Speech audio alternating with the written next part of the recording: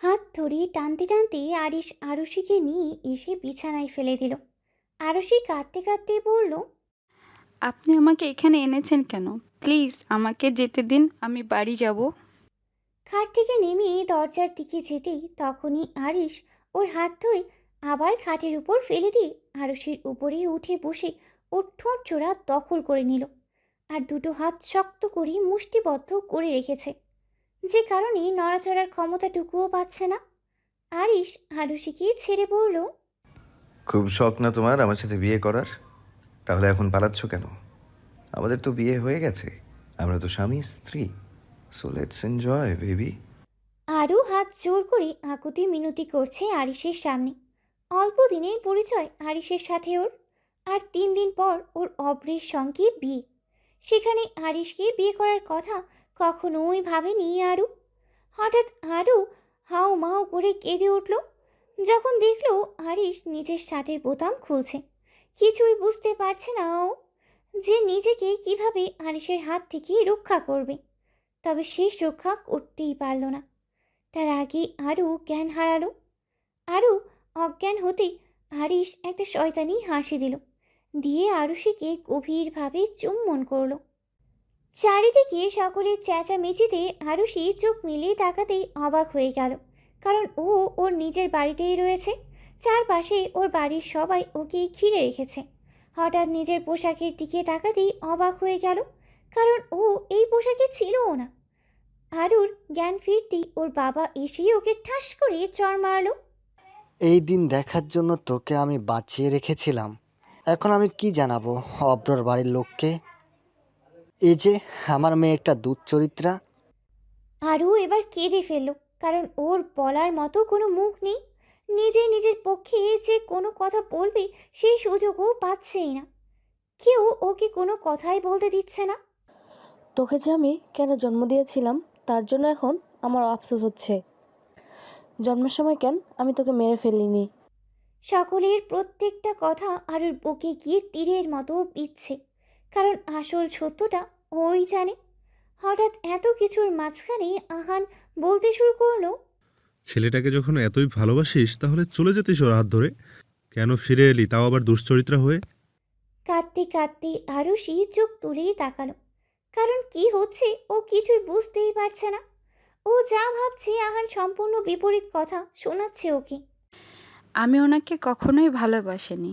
আর আমি ওনাকে কেনই ভালোবাসতে যাব, যেখানে আমি জানি অভ্রর সাথে আমার বিয়ে। হ্যাঁ, তার জন্য তো শারীরিক চাহিদা মেটানোর জন্য ওর কাছে তুই গেছিলি। পাড়ার প্রতিবেশীরাও অনেক কানাঘুষা করছেন। আমরা এখন সমাজে চলবো কী করে সেটা একবার ভেবে দেখেছিস? ওই ছেলে বাড়ি এসে বলে গেল তুই নাকি গত 3 মাস ধরে পড়ে আছিস, ওকে বিয়ে করার জন্য পাগল হয়েছিস। তুই ওকে বিয়ে করতে চাস, তাই সমস্ত কিছু করতে বলেছিলিস ওকে। মা, বিশ্বাস করো, আমি তেমন কিছু করিনি। বলেই উচ্চ স্বরে কাঁদতেই লাগলো। কিন্তু আজ ওর চোখের জলও সকলের কাছে অভিনয়ের সমান। কেউ ওর কথা বিশ্বাস করছেই না। হঠাৎ ওর মাথায় এলো অব্রের কথা। ওর আর অব্রের 3 দিন পর বিয়ে হবে। বিয়েটা পারিবারিকভাবেই হলেও আরও বেশ ভালোই পছন্দ করে অব্রকে। আর আরিশের সঙ্গে তার গত 4 মাস ধরেই পরিচয়। আরও আরিশকে কখনো পাত্তা দেয়নি। আরুষি ভাইয়ের চোখে দেখেছে আরিশকে। আরও উচ্চ স্বরে বলে উঠল, মা, অভ্র। ওরা কেউ জানে না তোর এই কীর্তির কথা, কিন্তু সত্য কখনো চাপা থাকে না।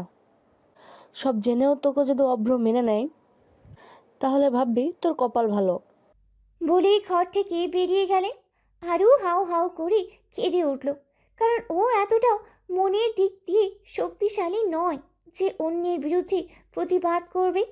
কিছুক্ষণ আগের কথা, রাস্তায় আরিশ গম্ভীর কণ্ঠে আরুষিকে বলল, গাড়িতে ওঠো। কেন ভাইয়া? কেন আপনার গাড়িতে উঠতে যাব? আর আমি হেঁটেই ঠিক আছি। যা বলছি তাই করো, না হলে রাস্তার লোকের সামনে যা করব সেটা ভালো হবে না। এবার তোমার ব্যাপার, তুমি কি করবে না করবে। বাধ্য হয়ে আরও আরিশের গাড়িতেই উঠল।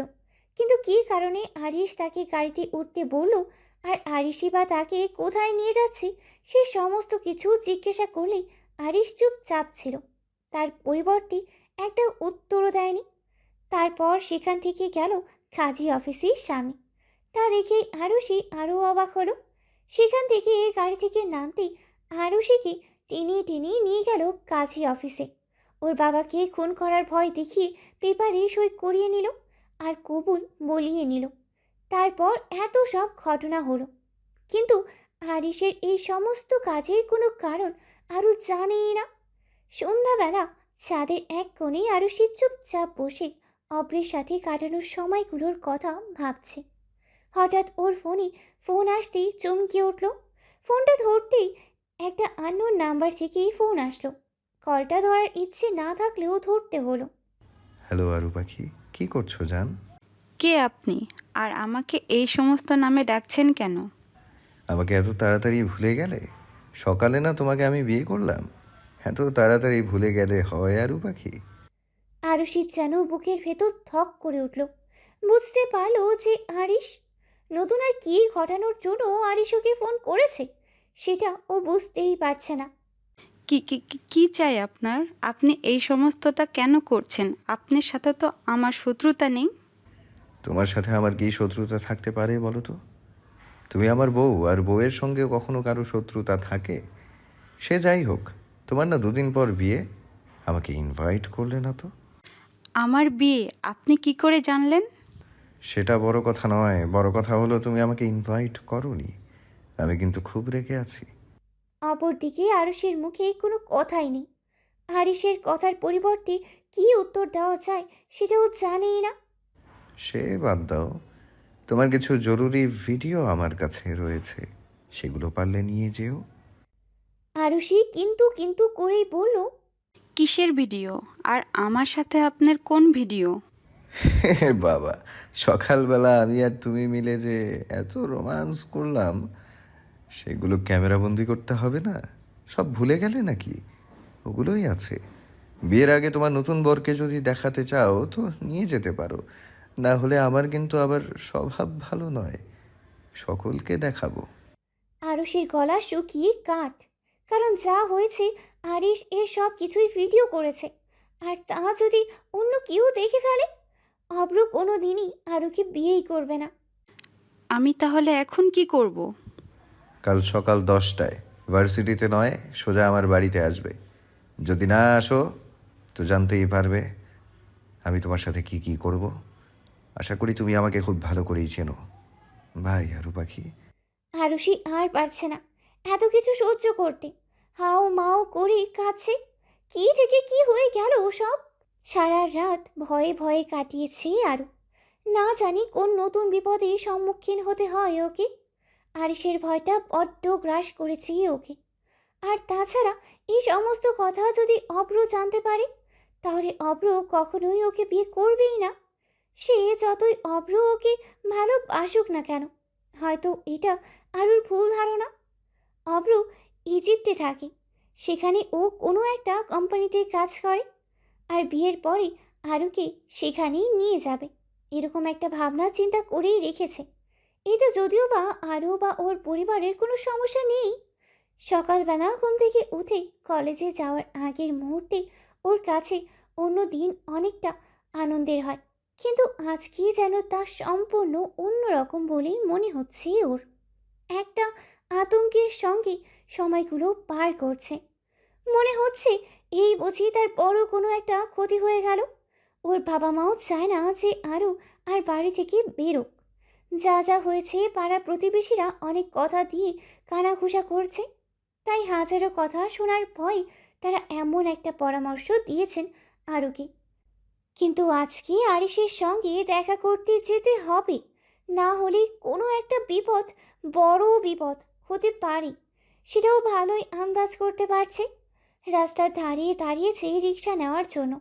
সেখানে দাঁড়িয়ে পাড়া প্রতিবেশীরা আরুকে দেখে অনেক কানাঘুষা করছে। আরও নিজেকে তার মধ্যে কিছুটা অপ্রস্তুত মনে করলেও তা প্রকাশ করছে না, না হলে তারা আরও চেপে বসবে ওর উপরে। অনেকক্ষণ ধরেই আরও দাঁড়িয়ে আছে আরিশের বাড়ির গেটের সামনে। কলিং বেলটা বাঁচানোর সাহস জুগিয়ে উঠতেই পারছে না। ওর ভাবাবেগ কোনো পরিবর্তন হচ্ছেই না। হঠাৎ ওর ফোনের ফোন আসতেই তাকিয়ে দেখলো আরিশের ফোন। আরু পাখি, বাইরে দাঁড়িয়ে কেন? শ্বশুর বাড়িতে ঢুকবে না, নাকি আমাকে নিয়ে আসতে হবে? তুমি লজ্জা পাচ্ছ তাই? আমি আসছি। বলেই কলিং বেল বাজাতেই একটা সার্ভেন্ট এসে দরজা খুলে দিল। আরু তাকে কিছু না জিজ্ঞাসা করতেই তিনি আরুকে বললেন যে উপরে ডান দিকের ঘরটা আরিশের। সিঁড়ি দিয়ে উঠছে আর ক্রমাগত পা দুটো কাঁপছে, কারণ সারা বাড়িতে একটা মানুষও নেই। সার্ভেন্টগুলো নিজেদের কাজে ব্যস্ত। ও যদি কোনো বিপদে পড়ে তাহলে কেউ যে ওকে সাহায্য করার জন্য ছুটে আসবে না তা বুঝতে আর বাকি নেই ওর। সার্ভেন্টের কথা মতো বড় রুমটার সামনে যেতেই দরজা খুলে আরিশ আরুর হাতটা টেনে ঘরের ভিতরে ঢুকিয়ে নিল। তারপর সঙ্গে সঙ্গে কোলে নিয়ে ওকে বিছানার উপর ফেলে দিল। আরিশ এখন আরুর উপরে। ওর গরম নিঃশ্বাসগুলো ক্রমাগত আরুর মুখের উপরে এসে আছড়ে পড়ছে। চোখে রয়েছে হাজারো রাগের প্রকাশ, কিন্তু সেই রাগের কারণ আরুর অজানা। অদ্ভুত এক নেশা রয়েছে আরিশের চোখে। আপনি প্লিজ আমার উপর থেকে সরে যান। আরু আর কিছু বলতেই পারল না, কারণ তার আগেই আরিশ আরুর ঠোঁট দুটোকে আঁকড়ে ধরল। হাত দুটোকে বিছানার সঙ্গে চেপে রেখেছে আরিশ। আরও ছটফট করছে আরিশের হাতের বাঁধন থেকে ছাড়া পাওয়ার জন্য, কিন্তু পেরে উঠছে না। অসংখ্য কামড়ে ভরিয়ে দিচ্ছে আরুর ঠোঁট দুটোকে। আরু ব্যথায় কুকড়িয়ে যাচ্ছে, তবুও আরিশের সেই দিকে খেয়ালই নেই। এক পর্যায়ে আরুর ঠোঁট কেটে রক্ত বেরোচ্ছে দেখেই আরিশ আরুকে ছেড়ে দিল। আরু উঠে বসতেই ওর মুখে হাত দিয়ে দেখল ঠোঁট কেটে রক্ত বেরোচ্ছে।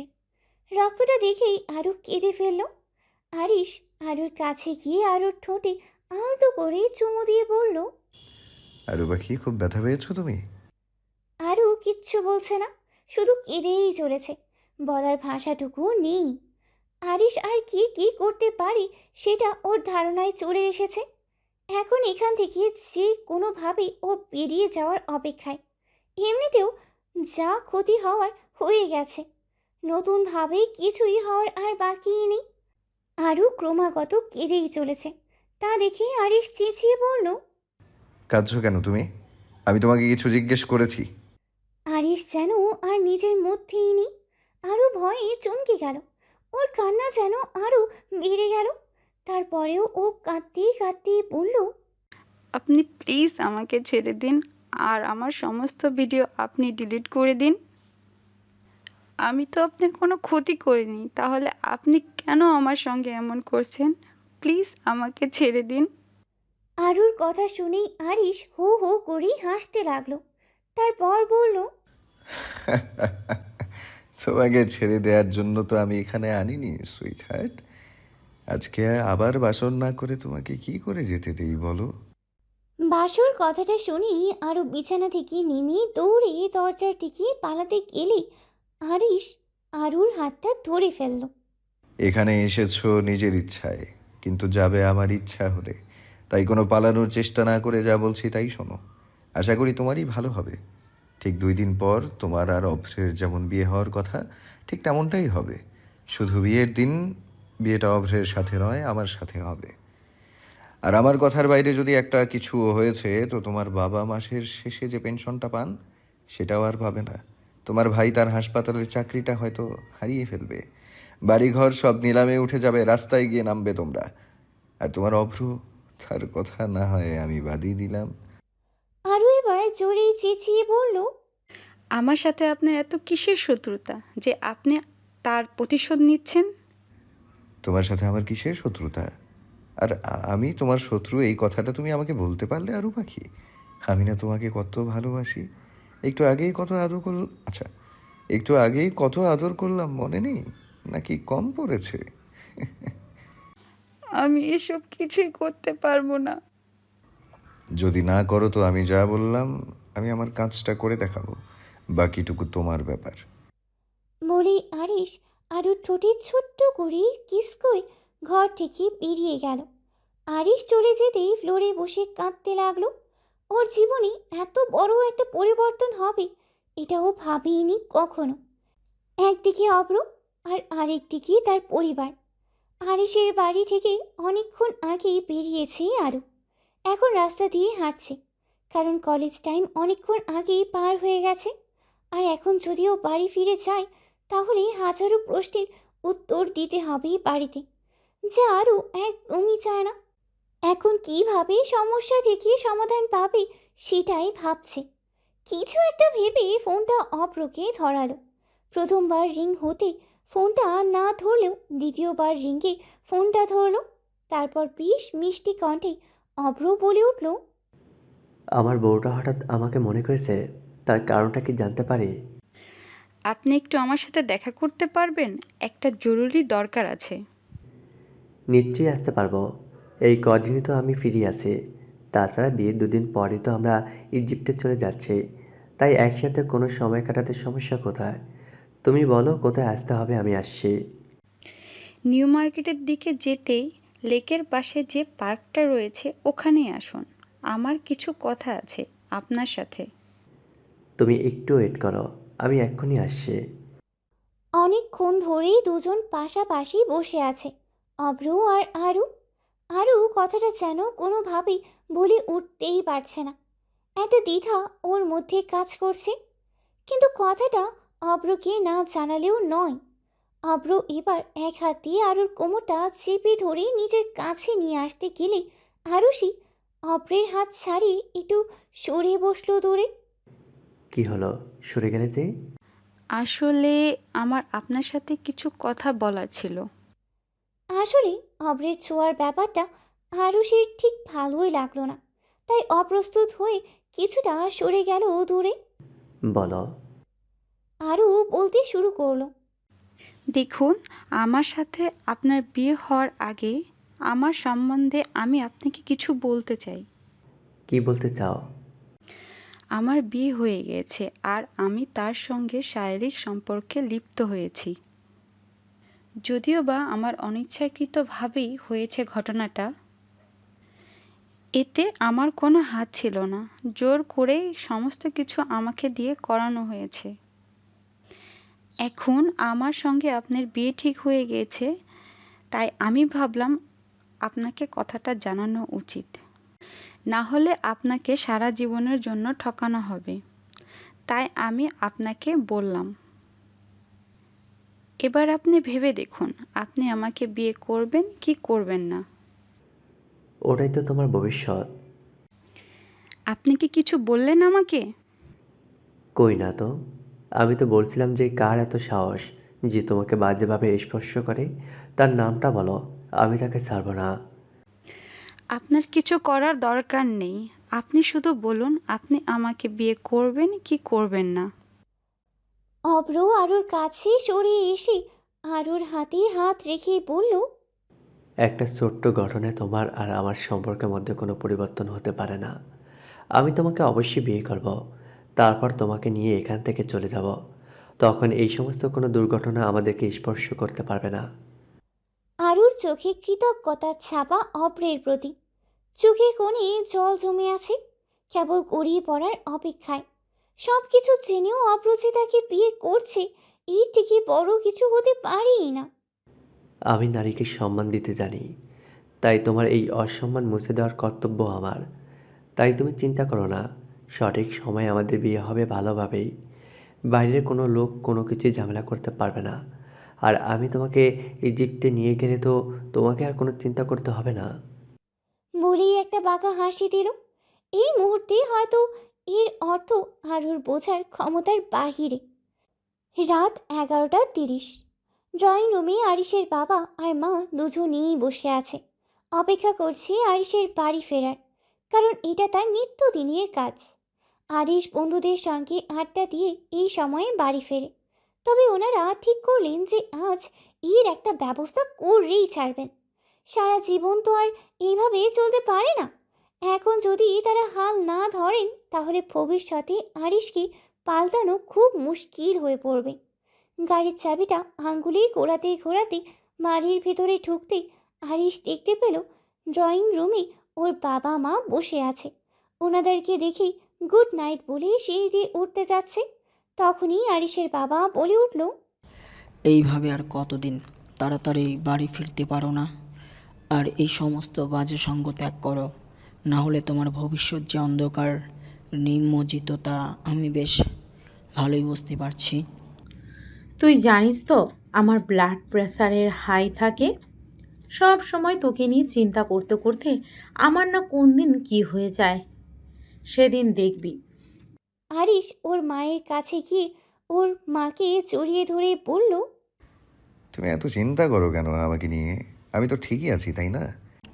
না, তুমি ঠিক নেই। আমার বয়স হচ্ছে, তোমার মা অসুস্থ, ব্যবসার কাজ তো তুমি সামলাতে পারো, তাই না? পড়াশোনায় ভালো বলে যে ছোটোখাটো একটা জব তুমি করবে সে আশায় তো আর আমরা থাকতে পারবো না। আমার নিজের ব্যবসাটার হাল তোমাকেই ধরতে হবে, না হলে তো আমার আর কোনো ছেলে নেই যে তার দায়িত্ব আমি তার উপর দিব। সানা পারলে ওকে দিতাম। এতগুলো যদি এখন তুমি না বোঝো তাহলে আর কবে বুঝবে? বিয়ে করে বউকে খাওয়াবে কি? আরিশ কোমরে হাত রেখে একটা দীর্ঘ শ্বাস নিয়ে বলল, আচ্ছা, আমি কালকে থেকে অফিস যাব। এবার হ্যাপি তো? এখন আমার খুব খিদে পেয়েছে, আমার রুমে খাবারটা পাঠিয়ে দাও। বলে রুমের দিকে যাবে, তখন আরিশের মা বলে উঠল, একসাথে ডিনার করব, বস, এখনই সবাইকে খাবার দিচ্ছে। আরিশ ওর বাবা মা আর বোন সানাকে খুব ভালোবাসে, তাই ওনাদের কথা ফেলতেই পারেন না কখনো। তাই ও বসে গেল ওনাদের সঙ্গে ডিনার করার জন্য। কোনো রকম কোনো খাবার ইচ্ছেই না থাকলেও অল্প একটু খাবার খেয়ে বিছানায় গা এলিয়ে দিয়েছে আরও। চোখটা সেই বন্ধ করতে যাবে, তখনই মোবাইলে মেসেজ আসার শব্দে মেসেজ চেক করতেই দেখলো আরিশ এর মেসেজ। ও ভাবলো যে আরিশ নিশ্চয়ই কোনো না কোনো থ্রেড দিবে ওকে, তাই মেসেজটা চেক না করে ঘুমিয়েই পড়লো। মেসেজটা চেক করলেন না রূপাখি? অনেক বড় ভুল করলে। রেডি থাকো। সকালবেলা আরও তাড়াতাড়ি ঘুম থেকে উঠেছে, কারণ আজকে ওদের বিয়ের শপিংয়ে যাবে। আরও আরিশের কথা প্রায় ভুলেই গেছে, সম্পূর্ণ মন থেকে মুছে ফেলার চেষ্টা করছে, কিন্তু চাইলেই কি আর সব চেষ্টা সফল হয়? তেমনই আরুর ক্ষেত্রেই হচ্ছে। রেডি হয়ে নিচে নামতেই দেখলো অব্র ড্রয়িং রুমে বসে আছে। শপিং করার জন্য অব্র আর আরু একাই যাবে, বড়রা তাদের সঙ্গে কেউ যাচ্ছে না। অব্র গাড়ি চালাচ্ছে আর আরুর সাথে নানান ধরনের কথা বলছে। আরু মাথা নাড়ালেও তা মন থেকে না, তার কারণ আরিশের বলা প্রত্যেকটা কথা তার কাছে যেন আতঙ্কের মতো মনে হচ্ছে। এতটা আতঙ্ক একটা মানুষের পক্ষে ধরে রাখা সম্ভবই নয়। শপিং মলে ওরা গেছে। প্রথমে আরুর জন্য বিয়ের লেহেঙ্গা কিনলো, রেড কালারের। এই কালারটা একদমই পছন্দ করেই না আরু, তবু অব্রের পছন্দ বলে তাই আর না করতেই পারেনি। তারপর অব্র নিজের জন্য পাঞ্জাবি আর ব্লেজার কিনলো। আরু একটা জামা ট্রায়াল দেওয়ার জন্য ট্রায়াল রুমে যেতে নিলেই অব্র ওর পিছনে পিছনে গেল। সেটা অবশ্য আরুর অজানা। জামাটা গায়ে দিয়ে যখন আরু দেখছিল, তখন হঠাৎ ট্রায়াল রুমের দরজায় নক পড়ায় আর অব্রর গলার আওয়াজ পাওয়ায় আরু একটু বেশ অবাকই হলো, কারণ এখানে অব্রের আসা একেবারেই উচিত হয়নি। তারপর ভাবলো হয়তো দেখতে চেয়েছে যে পোশাকটায় আরুকে কেমন লাগে, তাই এসেছে হয়তো। এই ভেবেই আরু দরজা খুলতেই তার হাতটা টেনে ওকে বাইরে বের করে এনে কোমর জড়িয়ে ধরে ঠোঁটের দিকে এগোতে লাগলো অব্র। আশেপাশে কোনো লোক ছিল না, তাই কেউ দেখতেই পায়নি, আর সেই সুযোগই নিতে চেয়েছে অব্র। আরও নিজেই এত অবাক হয়েছে যে সমস্ত কিছু তার ভাবনার আগে হচ্ছে। হঠাৎ অব্র যখন ওর ঠোঁটের নিজের ঠোঁট স্পর্শ করবে, তখনই অব্রের পিছন থেকে আরিশের মতো একজনকে দেখতেই আরও ভয় পেয়ে গেল। ওর হাত পা ঠান্ডা হয়ে আসছিল। ও যাকে দেখেছে সে মুখে একটা ডেভিল মার্কা হাসি নিয়ে আরুর দিকেই তাকিয়ে হাসছে, আর সেই হাসি দেখেই ভয়ের সঙ্গে সঙ্গে আরও ধাক্কা মারলো অব্রকে। তারপরে সামনের দিকে তাকাতেই দেখলো মানুষটা আর নেই। পাগল হয়ে গেছো তুমি? এভাবে ধাক্কা মারলে কেন? আর আমাকে কি তোমার ক্যারেক্টারলেস বলে মনে হয়? দেখুন, বিয়ের আগে এসব কিছু ঠিক না। আর তাছাড়া আমি এসব পছন্দ করি না। আর পাবলিক প্লেসে আপনার এরকম করাটা মোটেও উচিত হয়নি। আর ধাক্কাটা আমি মারতে চাইনি, আপনি নিজের মধ্যে ছিলেন না, তাই আমি বাধ্য হয়েছি। কাম ডাউন অব্র, বেশি হাইপার হওয়া উচিত হবে না। কাম ডাউন। কিছু পেতে হলে কিছু হারাতে হয়। তারপরে ও নরম কণ্ঠে বলল, I am really sorry Arushi, আমি ওরকম করতে চাইনি। Really sorry for that. আসলে আমি তোমাকে দেখে নিজের মধ্যে ছিলাম না, তাই এরকম হয়ে গেছে। আর তাছাড়া বিয়ে হয়ে গেলে তো তুমি আমারই। It's okay. বলে আবার ট্রায়াল রুমের ভিতরে চলে গেল। ট্রায়াল রুমের দেয়ালে পিঠ ঠেকিয়ে বড় বড় শ্বাস নিচ্ছে আরও। একটু আগেই ও আরিসের মতো একজনকে দেখলো। তাহলে এটা কিভাবে সম্ভব? তাহলে কি এখন সব জায়গাতেই ও আরুষকে দেখছে? মনের ভয়গুলো যেন আরও বেশি গভীর হচ্ছে। আজকে আরিসের অফিসের প্রথম দিন। কলেজে খুব একটা অ্যাটেন্ড করে না ইম্পর্টেন্ট ক্লাস ছাড়া। আর কলেজ টপার হওয়ার কারণে টিচার্সরাও খুব একটা বেশি মাথা ঘামিয়ে দেখেই না এই ব্যাপারটা নিয়ে। বাবা মায়ের কথা রাখতে ওর আজকে অফিস জয়েন করা। না হলে কোনো কিছু নিয়ে পড়ার জন্য ফরেন কান্ট্রিতে চলে যেতে চেয়েছিল আরিশ। আটকা পড়ে গেল একটা কারণ, যা হলো আরু পাখি। টেবিলের উপরে থাকা গ্লোবটাকে বারবার ঘোরাচ্ছে আরিশ, আর মনে মনেই হাসছে। এই মুহূর্তে তাকে দেখলে কেউ তাকে যে পাগল বলবে না সেটার গ্যারান্টিই নেই। হঠাৎ দরজায় নক পড়তেই কাম ইন। আজকে অফিসে যাইনি আমি, তাই তোর সঙ্গে ভাবলাম কিছুটা সময় কাটাবো, তাই তোর বাড়িতে গেলাম। আন্টি বললেন যে তুই নাকি অফিসে এসেছিস। কথাটা শুনে বিশ্বাস হলো না আমার, তাই চোখটাকে সার্থক করার জন্য এখানে আসা। তো কেমন লাগছে নতুন অফিস, নতুন সব কাজ? এই তো বেশ ভালোই লাগছে। তোর খবর বল। আমি যে কালকে তোকে আসতে বলেছিলাম, আসিসনি কেন? কি আর বলি তোকে, তোর বোনকে মানাতে গিয়ে সময় পার হয়ে গেছে। আচ্ছা, তোর বোনটা এমন কেন রে? আমি কোন দিক দিয়ে খারাপ যে আমাকে পছন্দ করে না? তোর গোটা বদনটাকেই ও পছন্দ করে না। মজা করিস না দোস্ত, আমি কিন্তু সিরিয়াস। তোর বোনকে একটু তুই বল না, তোর বোন তো তোর সব কথা শোনে। ইয়ে প্যার কা কামাল হ্যাঁ বস। তাই আমার থেকে কিছু এক্সপেক্ট করো না। ভালোবাসা হলো অদ্ভুত এক অনুভূতি, যা সকলের প্রতি আসে না। ওর হয়তো আপনার প্রতি আসেনি। আরব বুকে হাত রেখে বলল, দোস্ত মজা করিস না, নয়তো ছোটখাটো একটা হার্ট অ্যাটাক করে ফেলবো কিন্তু। এত কবি কবি ভাব নিচ্ছিস কেন? হুমায়ুন আহমেদ হয়ে যাবি নাকি? দোস্ত, মেয়েটার পেছনে তুই এখনো পড়ে আছিস? ছেড়ে দে না মেয়েটাকে। আর কি বা আছে ওই মেয়ের মধ্যে এমন? তুই বুঝবি না। পরশুদিন আমার বিয়ে, আর কালকে হলুদ। ইনভাইট রইলো, চলে আসিস। বলেই রুম থেকে বেরিয়ে গেল আরিশ। আরিশের পেছন পেছন আরবও বেরিয়ে গেল। কিছুই তো বুঝলাম না, বুঝিয়ে বল।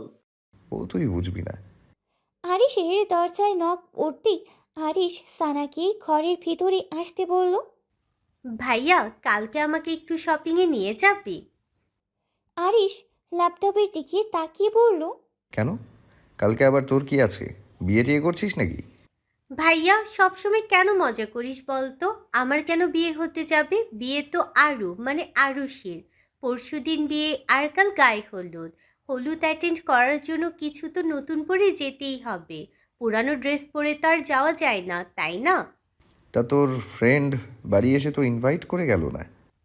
আরুষির অন্য কি কি কাজ ছিল তাই আসতে পারেনি, তাই কলেজে কার্ডটা দিয়ে দিয়েছে। আচ্ছা। একটা হাসি দিল। তার কারণ আরিশের তার বাড়িতে না আসার কারণটা আরিশ বেশ ভালোই জানে। আচ্ছা, যাবো, রেডি হয়ে থাকিস। অনেকক্ষণ আগে ঘুমিয়ে পড়েছে আরুষি। ঘুমাতে রাত হয়েছিল। সারা দিন এত ধকল যাওয়ার পরে বাড়ি এসে অনেক কাজ সারতে হয়েছে ওকে। ঘুমের মধ্যে হঠাৎ আরুষি অনুভব করলো ওর নিঃশ্বাসগুলো আটকিয়ে আটকিয়ে আসছে, দম বন্ধ হয়ে আসার উপক্রম। তাই নিজেকে বাঁচানোর জন্য যখন চোখ খুলে দেখলো, তখন দেখলো আরিশ ওর মুখটা হাত দিয়ে চেপে ধরে রেখেছে। তাই ওর নিঃশ্বাস আটকে আসছে। আসাটাই স্বাভাবিক। এই অবস্থায় আরিশকে দেখে আরও চমকিয়ে গেল। কোনো রকমে আরিশকে ছাড়িয়ে নিজেকে বাঁচানোর জন্য ধাক্কা মেরে উঠে বসলো। তখন দেখলো আরিশ মেঝেতে পড়ে গিয়ে হাসছে পাগলের মতো। পাশে থাকা অন্যটা গায়ে চড়িয়ে নিয়ে উঠে দাঁড়ালো আরু। এটা আবার কী ধরনের প্রশ্ন আরু পাখি? আমার শ্বশুর বাড়ি, আমার বউয়ের ঘর, আমি আসতেই পারি, তাই না? দেখুন, আপনি পুরো পাগল হয়ে গিয়েছেন। আপনি চলে যান। আপনাকে আমি এখানে এক মুহূর্তও দেখতে চাই না। আমি রোমান্স না করে তো যাবই না আজকে। আর তুমি তো ঘুম থেকে উঠছিলে না, দেখি তো আমি অমন করলাম। আপনি এক্ষুনি বেরিয়ে যান, না হলে আমি চেঁচাবো। ওকে, চেঁচাও। বলেই হাসতে লাগলো। আরু যেই দরজার দিকে পালাবে তখনই আরিশ আরুর হাতটা খপ করে ধরে দেয়ালের সাথে চেপে ধরলো। नूर जहाँ और नूर मोहब्बत दोनों जुड़े तुझसे पिया, पागल या जोगी मुझको कहो तुम, हाँ मेरा इश्क सबसे जुदा, तेरी ही खातिर लो सौ जन्म में, चाहे हो जो भी बला, ना मैं हूँ आशिक ना मैं दीवाना, कह दो मुझे जो पिया, तेरा मेरा है प्यार अमर, तू चाहे तो कदमों में सर रख दूं, ये जीवन क्या अगर मांगे तू, मेरी जान नजर कर दूं, तेरा मेरा है प्यार अमर।